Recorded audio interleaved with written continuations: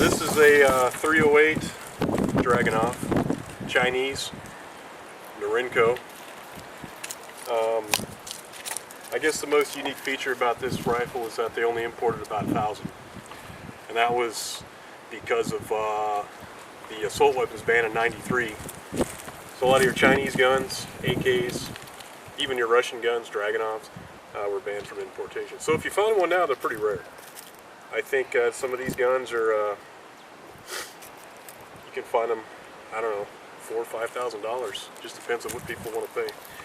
Anyway, this gun has Soviet furniture on it, Russian furniture, and a Russian scope, 8x42, variable power, illuminated reticle. This is a Russian bipod. The cool thing about these bipods, they clamp on the receiver.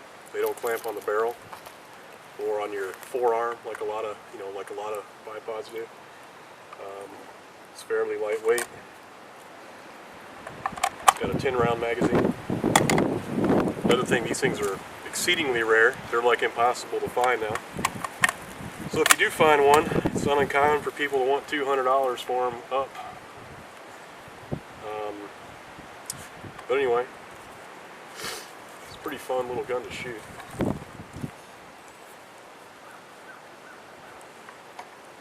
And it's, I guess a lot of people think they're like the PSLs.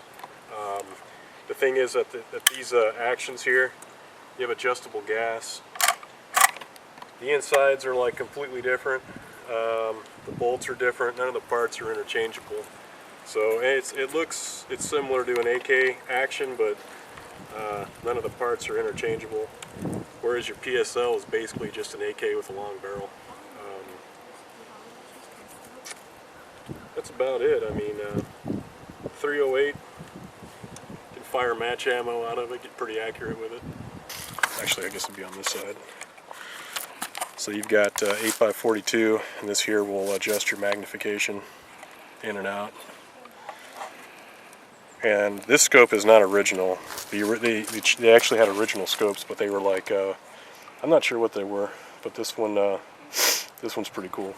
I like this one. I like the mounting on it. Yeah, it's got your typical communist block mounting, so all those scopes will just slide right on in. A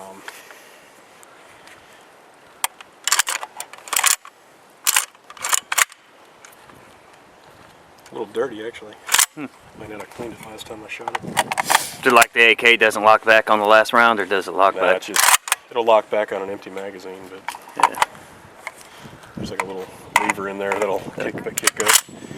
But you know, unlike most people that own these guns, I actually shoot mine. Actually, I like shooting this gun. It's fun. Always get a lot of looks at the range. Yeah, this bipod here is pretty neat though.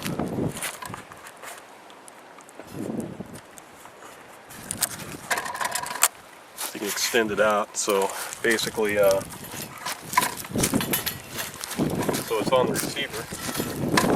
So kind of cool.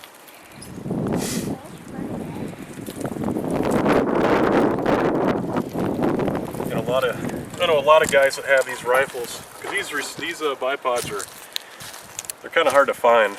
Like I got mine a few years ago, so it wasn't. It didn't cost me that much money. Now they're outrageous, $200–300 for a stupid bipod.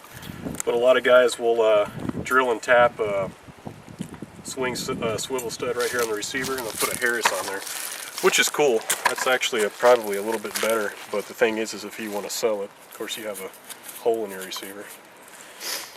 So a lot of people get anal retentive about these because they're basically collector's value. I mean, you just don't see these anymore.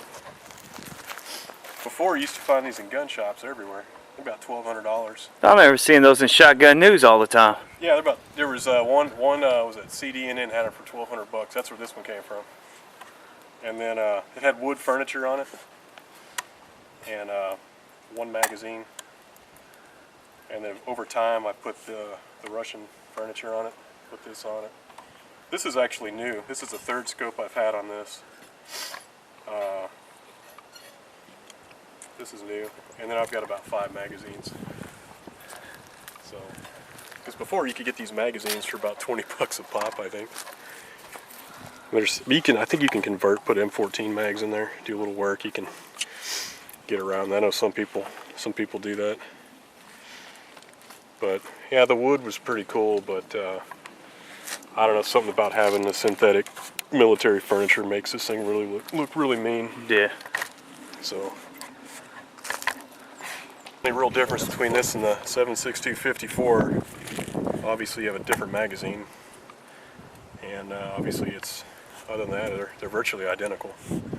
They look the same essentially, but you know, there was a choice. It's like I just got the 308 because at the time, you know, it was a pretty widely available cartridge.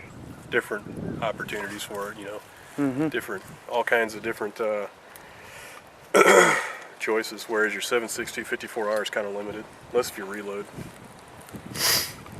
So Plus the ammo's lighter. and it's pretty much always going to be available.